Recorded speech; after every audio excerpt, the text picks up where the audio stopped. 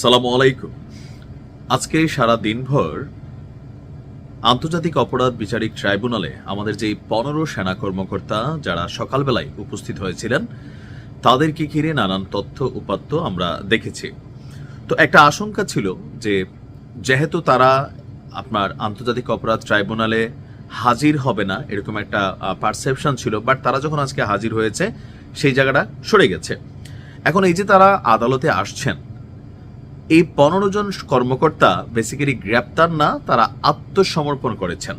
Even এই 15 জন সেনা কর্মকর্তা তারা হচ্ছেন নির্দোষ, যারা মূল অপরাধী তারা ভারতে পালিয়ে গেছেন, এমনটাই দাবি করেছেন এই 15 জন সেনার যিনি আইনজীবী আছেন এম সারওয়ার হোসেন।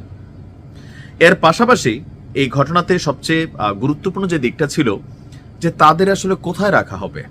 গেল কিছুদিন আগে তাদের বিরুদ্ধে যখন গ্রেপ্তারি পরোয়ানা আপনার মানে কি বলা হয় যে দেওয়া হয়, তখন আমরা দেখেছিলাম যে সেনাবাহিনীর পক্ষ থেকে সেনানিবাসের ভেতরে একটি ভবনকে সাব জেল, নর্মালি আমরা যেমন সিভিল পাবলিক আম আদমি যারা আছি বা রাষ্ট্রের অন্যান্য নাগরিকরা তারা যেমন মূল কারাগার বাংলাদেশের বিভিন্ন জায়গায় কেন্দ্রীয় কারাগার বা আরো যে কারাগারগুলো আছে সেইখানে থাকলেও যেহেতু তারা সেনাবাহিনীর ঊর্ধ্বতন অফিসার হিসাবে ছিলেন বা আছেন অনেকে এখনো, সো তাদের জন্য বিচারটা সিভিল আইনে হলেও জেল হিসেবে তাদেরকে সেনানিবাসে থাকা সেই কি বলা হয় যে সাব জেলে তাদেরকে প্রেরণ করা হয়েছে।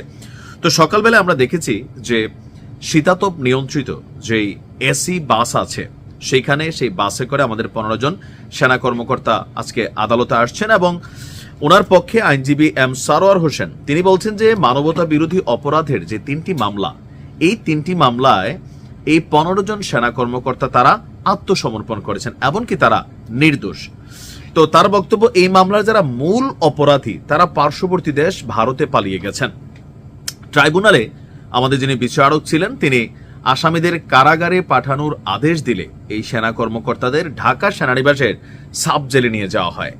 তো আসামি পক্ষে যিনি আইনজীবী আছেন সারওয়ার তিনি বলছেন যে এর আগে সেনা সদরের আদেশে সংযুক্তকৃত 15 জন অফিসার আইনের প্রতি শ্রদ্ধাশীল হয়ে আজকে স্বেচ্ছায় আন্তর্জাতিক অপরাধ ট্রাইব্যুনালে সারেন্ডার করেছেন। তারা অনেক সিনিয়র অফিসার, অভিজ্ঞ অফিসার, তারা সবাই আশা করেন এই আদালতের মাধ্যমে তাদের ন্যায় বিচার পাবেন।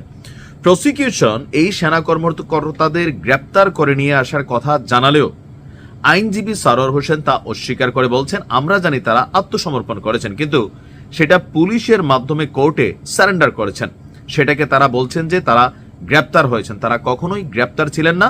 তিনি আরো যোগ করেন এর আগে সেনা সদর ব্রিফিং করেছিল, সেখানে তারা বলেছে যে তারা আর্মি হেফাজতে রয়েছে। এমনকি আমরা এটা দেখেছি যে যেহেতু তারা রাষ্ট্রের খুবই গুরুত্বপূর্ণ পদে সেনাবাহিনীর পদে ছিলেন, সো তাদের সম্মানার্থে তাদের হাতে কিন্তু হাত করা পরানো হয়নি। আইনজীবী বলছেন যে এই অফিসাররা অত্যন্ত আত্মবলে বলিয়ান, তারা নির্দোষ, তারা কোর্টের মাধ্যমে ভবিষ্যতে নির্দোষ প্রমাণিত হবেন, তিনি আশাবাদী। আর আইনজীবী পালিয়ে যাওয়া যে সকল অপরাধী আছে তো তারা কারা, ধরেন তারা যদি নির্দোষ হয় তাহলে ভারতে পালাই গেল কারা, নিশ্চয়ই এই প্রশ্নটা অনেকের মাথায় ঘুরছে। সেক্ষেত্রে আইনজীবী আবার নাম মেনশন করেছেন জেনারেল কবির, জেনারেল আকবর, জেনারেল তারেক সিদ্দিকী, জেনারেল মুজিব, যে এই 4 জন হচ্ছেন মূল অপরাধী যারা এই মুহূর্তে ভারতে পালিয়ে চলে গেছে। আর যে 15 জন আজকে আসামি হিসাবে কোর্টে আসছে তারা হচ্ছে নির্দোষ, আর তারা গ্রেপ্তার হয়নি বরং আত্মসমর্পণ করেছেন।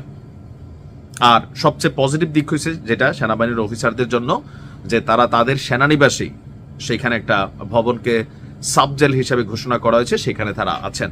তো এটা একদিকে তাদের জন্য পজিটিভ হয়েছে। তা আমরা আবারও বারবারই বলি, দেখেন 2-1 জন মানুষের জন্য পুরো বাহিনীকে বদনামের সুযোগ নেই, আর যাদের বিরুদ্ধে এলিগেশন আছে নিশ্চয়ই আদালতের মাধ্যমে প্রমাণিত হবে। তবে সেনাবাহিনী আমাদের গর্বের, আমাদের ভালোবাসার, আমাদের অহংকারের। আমরা চাই না যে এই বাহিনীর কোনো কর্মকর্তা কোনোভাবেই এমন কোনো কাজে কানেক্ট হয়ে যাক যেটা নিয়ে পুরো বাহিনীর সামনে একটা অবস্থান তৈরি হয়ে যায়। আর এখান থেকে আরেকটা জিনিস শিক্ষণীয় আছে, ভবিষ্যতে যদি কেউ কোনো রাজনৈতিক সরকারের সাথে সখ্যতা করতে চায় তাহলে তাকেও আজ হোক কাল হোক হয়তো এমন একটা সিচুয়েশন ফেস করতে হবে। এটাও একটা বার্তা কিন্তু চলে গেছে। ভালো থাকুন, আসসালামু আলাইকুম।